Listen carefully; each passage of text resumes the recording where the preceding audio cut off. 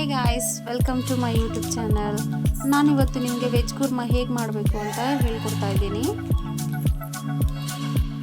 ಸ್ವಲ್ಪ ಎಣ್ಣೆ ಹಾಕ್ಕೋಬೇಕು.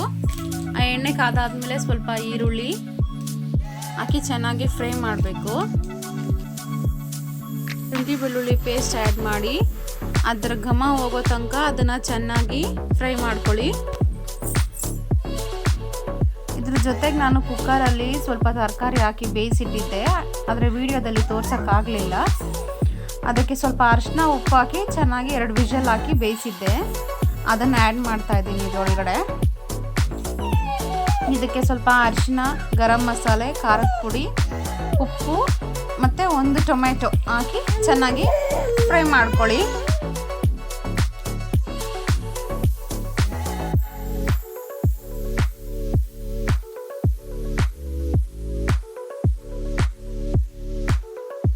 ಇದರಲ್ಲಿ ಸೀಕ್ರೆಟ್ ರೆಸಿಪಿ ಅಂತಂದರೆ ಇದು ಪೇಸ್ಟ್.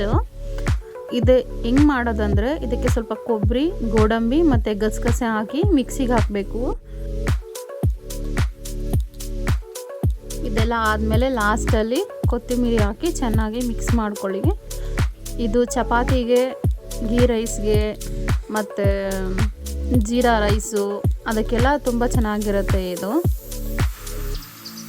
ದಾಲ್ ಬದಲು ಈ ಥರ ಕುರ್ಮಾ ಮಾಡ್ಕೊಂಡು ತಿಂದರೆ ನೀವು ಇನ್ನೂ ಟೇಸ್ಟಾಗಿರುತ್ತೆ.